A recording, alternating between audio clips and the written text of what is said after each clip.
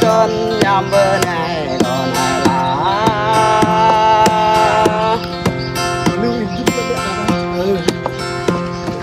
đô tuần này nhằm má e không thể sang e phang e ta la đình còn nhằm má bên ghế bóng mang có nhà mây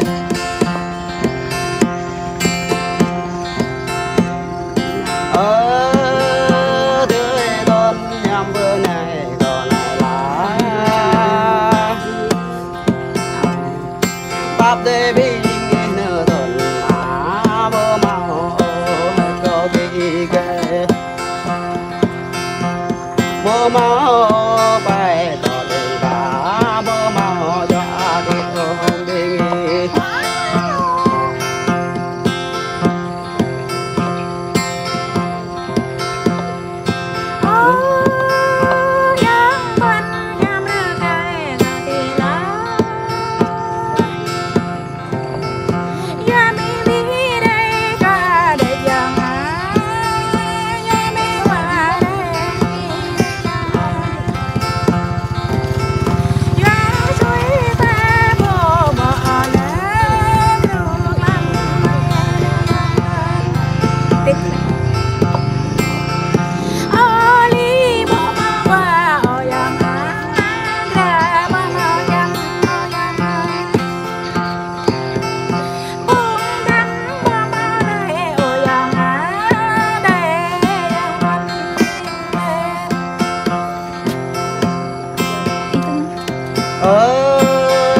tươi tuần nhằm bữa này còn lại là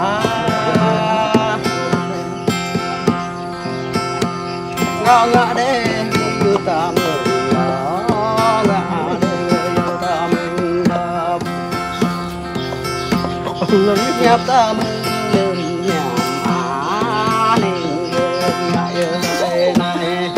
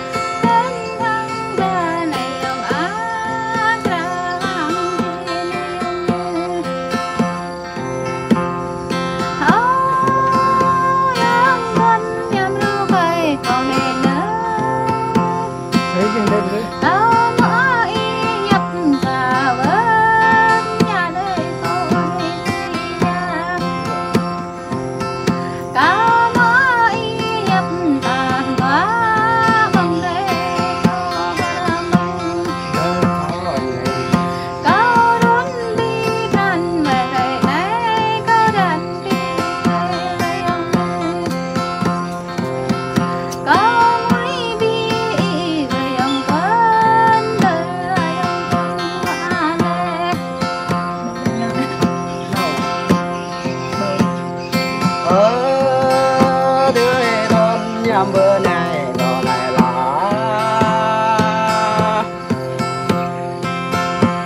nam tư tre ban này ở tươi họ nam tư tre ban ở tươi họ nam nhập tre đâm vào tươi họ chẳng để thương đâu chẳng nghĩ mang qua có nhiều để tuần hơi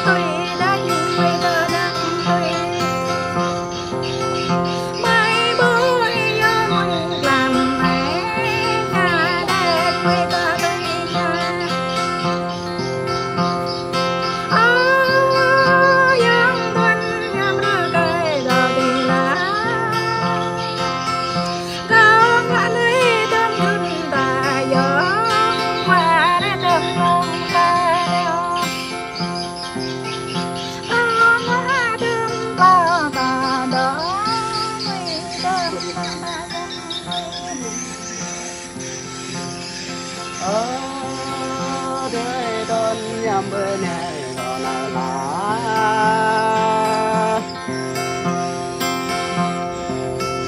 có mơ nhớ nhập để hàng có mơ tình nhớ lao sẽ hàng hơi ô phết lâm tai có tuần á lại lương ran có tuần hơi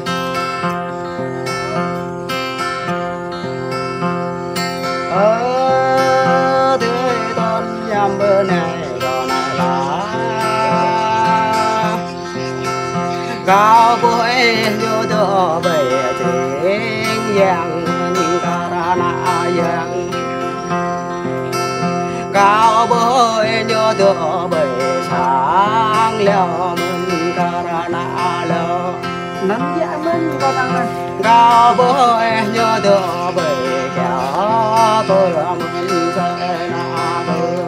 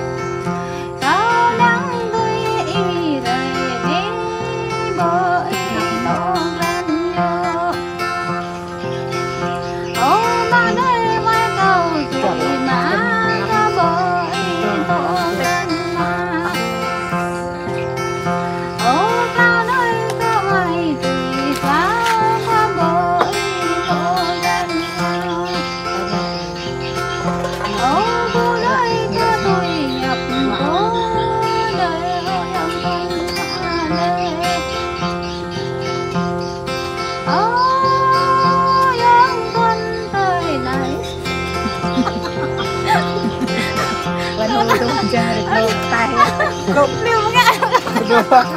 cục lại rồi nhá. Vòng chắc của tôi ra.